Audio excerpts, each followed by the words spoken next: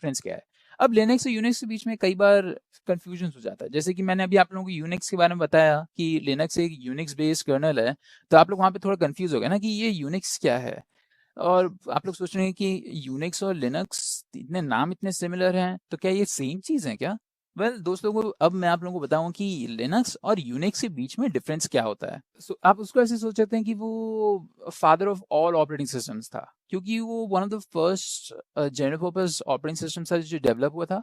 वो केन थॉमसन और Dennis Ritchie ने डेवलप किया था अराउंड 1917 में बेल लैब्स के अंदर काम करते हुए, और ये AT&T का प्रोडक्ट है। और ये बेल लैब्स और AT&T आपके अमेरिकन कॉर्पोरेशन हो गए जो पहले अभी भी चल रहे हैं, और वेल AT&T अभी भी चल रहा है, और बहुत बड़ी कंपनीज हैं। तो ये उनका सॉफ्टवेयर था, ये उनका पेड सॉफ्टवेयर था, तो वो सी में लिखा गया था। और इस यूनिक्स जो आपका ऑपरेटिंग सिस्टम है उसने खूब सारे पॉपुलर ऑपरेटिंग सिस्टम्स को इन्फ्लुएंस किया, जैसे कि आपका मैक ओएस हो गया, वो आपका यूनिक्स के ऊपर ही बेस्ड है। आपका सोलारिस हो गया, और आपका AIX हो गया। तो जो ये सॉफ्टवेयर है ये एक्चुअली एक पेड सॉफ्टवेयर था जो AT&T बेचती थी अपने टाइम पे। तो ये थोड़ा पुराना ये पुराना ऑपरेटिंग सिस्टम है, और पुराने टाइम पे जनरली यूज़ होता था, पर आजकल लोग लिनक्स यूज़ करते हैं।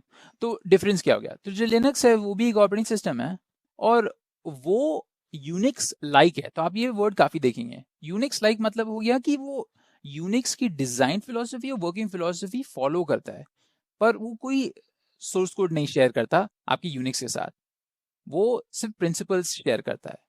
तो जब लाइनस टॉरवेल्ड लिनक्स को बना रहा था, तो उसने यही सोच के बनाया कि ये मेरे पास open source operating system Unix की तरह क्यों नहीं है। तो उसने क्या किया, उसने यूनिक्स को देखा और उसको बेसिकली छापा। मतलब छापा क्या, उसको मतलब कि स्क्रैच से लिखना शुरू किया, मतलब कि रिवर्स बेसिकली इंजीनियर किया कि वो उसको देख रहा है कि वो कैसे काम कर रहा है, और उसके बेस के ऊपर वो कोड लिखता गया। तो लिनक्स बेसिकली आपका यूनिक्स लाइक है, तो वो दोनों एक जैसे हैं, पर वो एक नहीं है। वो काम एक तरीके से कर दोनों एक ही तरीके से करते हैं, पर वो एक नहीं है। तो ये हो गया आपका डिफरेंस। और लिनक्स की एक बहुत बड़ी बात है कि वो ओपन सोर्स सॉफ्टवेयर डेवलपमेंट काफ़ी प्रमोट करता है, use of open source software develop encourage करता है। और जो आपकी यूनिक्स है वो एक कंप्लीट ऑपरेटिंग सिस्टम है, जबकि आपको जो लिनक्स है वो सिर्फ कर्नल है। और जब आप लिनक्स कर्नल को लेते हैं आपके दूसरे पैकेजेस के साथ और सिस्टम लाइब्रेरीज और सॉफ्टवेयर के साथ, तब वो जाके बनता है आपका ऑपरेटिंग सिस्टम। और आपके पास खूब सारे फ्लेवर्स हो सकते हैं कौन से ऑपरेटिंग सिस्टम का।